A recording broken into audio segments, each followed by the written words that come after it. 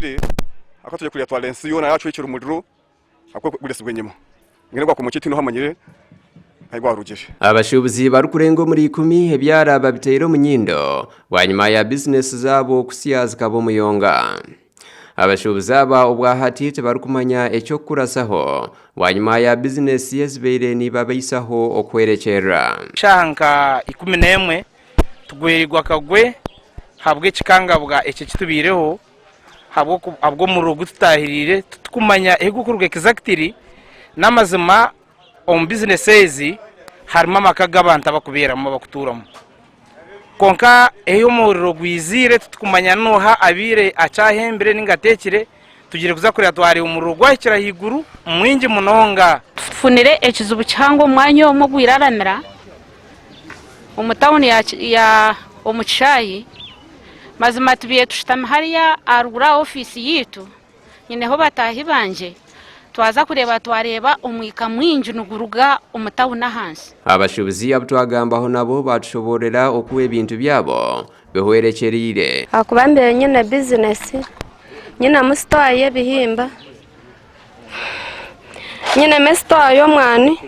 nyine mujye bibere bijye bintu ginji akwanyu wo muriro kugwijire umushisha wanje abirataremo nyo mwanya gwo kugira ngo inzire kinahonoro munju inyirukire naza heru nagwa pressure amazima gali go tugwerirwa kagwe nyo no mwana wanje abirarika cye kuhiramo abo kubambire naza hiziba kuzakurugona ashango muregura nage nkobe ayizari yanyu wazo shanka 10 tuzira ubusasi bw'amani abo kufegwa ibintu byitu umuriro gwa bikwata nyo mbere ntaruho bire yo kuhina mbere nakanga kubandya mbona banterera isumu ngo bizakwata umuriro ngo bitujyahira mu nzu. Chairman we town egi byarugaba Wilson yayetombeitira abebyo kwirinda abarukurera ekimotoka ekirukuraza umuriro abwo butabahwera ekiresere bintu by'abantu byagwa umuriro. Aside ya government tubere turetagaho naho emotoka ya fire brigade okubasa kuja kutukira no kuraza umuriro konka habwo abo kujya nje mwihanga tugire kutera district ya Mitoma nguteriho batera bushenyi nguteri yo ngwera imbarara nuko abashubuzi yara mu kodi bisenta ziro gusasa bahamwe abakeka tubireho bitwe kora mu murimo abatuzira na kodi bisenta amizi kakabaga kudiro ko rukuru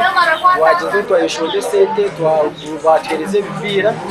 twatere twafura mizi munga mizi nibwije umubwire bwabo digakutuyamba abatakano bashoborora nguwe town egi niyo ebeire ebarhehi omukutunga obuhereza ngo mbwenu obwahati tubarukumanya ekibaraze kurasaho abo kuba etown ezindi zibarhare aba bakama wa business to baferigwe bonga abataka bogo mwanya nibinje abaraganyirwamo business zabura aka services ningashobohereza twatwabwenire hihi wara twatwine boutique y'ebizwaro twatwine stores ze byo kunywa hatiz kiriho abantu bashaba government hamwe nabebembezi babo okurugayo bakabahwera nabo bakafuna aho kutandikira okuno kushaba hata side y'abaferigwe nani nshaba government ministry ya disaster and preparedness ehwera abantu abekigwe kizibiki abantu bineroni abantu bina amabanza ge binabiteri bimwe na bimwe haraho ababiri bari kuza kwena gamuro konka batuzi babakwata mwene government twere ni impumuriza abantu biraramira abwo kibwiriza kibiro mwabazyo kandi ngira ngo mugume bitwenka government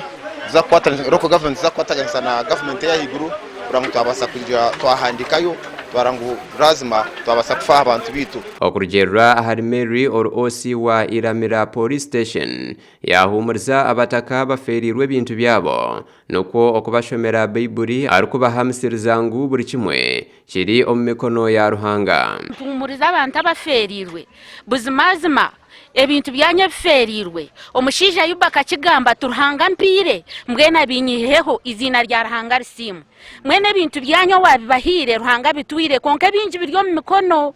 kandi mujuro kwikiriza numuzagaraka mufune bindi abashubuzi abamwete beine cyo kuteka ahambiri nangwa necyo kurya abo kuba bintu byabo na za businesses hweireho gasha kwa Olivia na Sasra omuri Mitombo.